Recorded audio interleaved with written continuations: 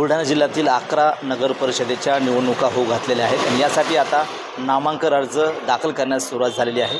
नामांकन अर्जाच्या तिसऱ्या दिवशी अपक्ष उमेदवार म्हणजे 3 अपक्ष उमेदवारांनी अर्ज दाखल केलेत। मात्र राजकीय पक्षाच्या उमेदवारांनी अद्यापही उमेदवारी अर्ज दाखल करण्यास अनुत्सुकता दर्शवलेली आहे। जिल्ह्यातील जे काही राजकीय पक्ष आहेत त्यांची या ठिकाणी युती असेल, आघाडी असेल, ती अद्यापही या ठिकाणी त्याची घोषणा झाली नाही। त्यामुळे उमेदवारी अर्ज भरण्यास कार्यकर्ते आणि उमेदवारांमध्ये या ठिकाणी अनुत्सुकता किंवा संभ्रम पाहायला मिळतोय। जे काही जिल्ह्यातील राजकीय नेते आहेत, वरिष्ठ नेते आहेत, त्यांनी जिल्ह्यातील ज्या काही युत्या असतील, आघाड्या असतील, त्या या ठिकाणी घोषणा केली नसल्यामुळे कुठेतरी बंडखोरीचं वातावरण सुद्धा या ठिकाणी पाहायला मिळत आहे।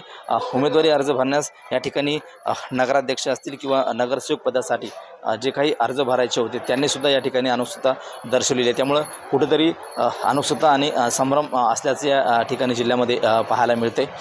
एकंदरीत पाहिलं तर आतापर्यंत 5 उमेदवारी अर्ज दाखल झालेले आहेत, तेही अपक्ष आहेत आणि नगराध्यक्षपदासाठी अद्यापही एकही अर्ज दाखल झाला नाही। त्यामुळे कुठेतरी उमेदवारी अर्ज दाखल भरण्याच्या ठिकाणी अनुत्सुकता पाहायला मिळते आणि युती आघाडी झाली नसल्यामुळे उमेदवार आणि कार्यकर्त्यांमध्ये या ठिकाणी संभ्रमाची अवस्था निर्माण झाली आहे। कॅमेरामन नील देशमुखसह गणेश सोळंकी, TV9 मराठी, बुलढाणा।